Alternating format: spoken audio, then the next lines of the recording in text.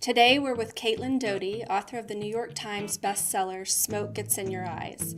Her newest work, From Here to Eternity, will be released on October 3rd. She will join us the following day at Sacramento Public Library to discuss the book.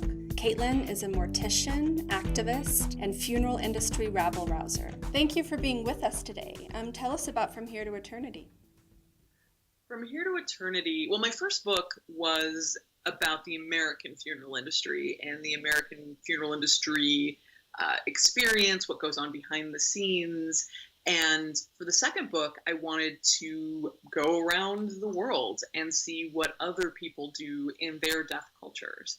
And it was supposed to, if you want to reform the American funeral industry, which is something that I'm trying to do, I think it's really, really helpful to see the diverse and wildly respectful things that other cultures do with their dead.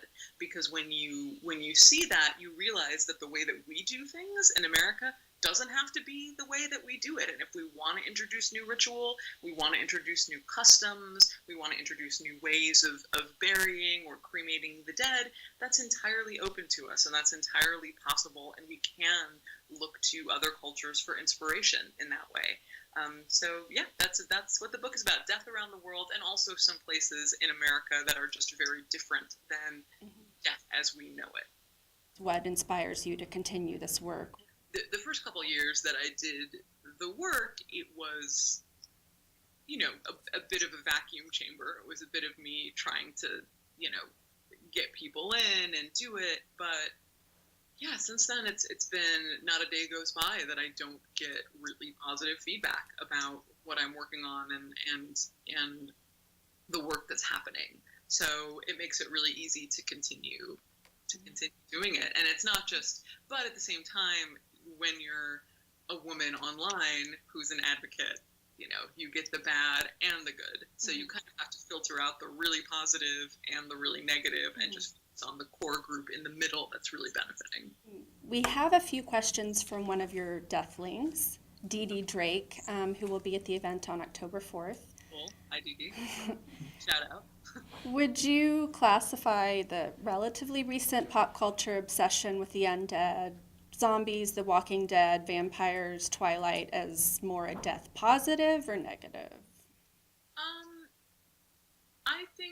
I don't know that I would really categorize it as either. I think it's just a sign that people are subconsciously deeply invested and interested in death and their own mortality and the physical dead body. Zombies are fascinating to me. On one hand, I don't like zombies because they're just human corpses. They're not even that scary. Like, why are we so deeply afraid of a simple human corpse that zombies can become horrifying? Why are we so afraid of death that just a human corpse that happens to cause you to be dead is the worst, most horrific thing we can possibly imagine? So on one hand, I don't like zombies because of that. But on the other hand, I think that it does just really speak to our desire to have more information, to be closer to death. And we aestheticize it so much because we don't have that real normalized access. So I'm not against it. I'm not a party pooper, but it seems to me indicative of a larger problem. And her second question, as someone who works in the death industry, are you open at all to the idea of the paranormal? I personally am a pretty secular person and a pretty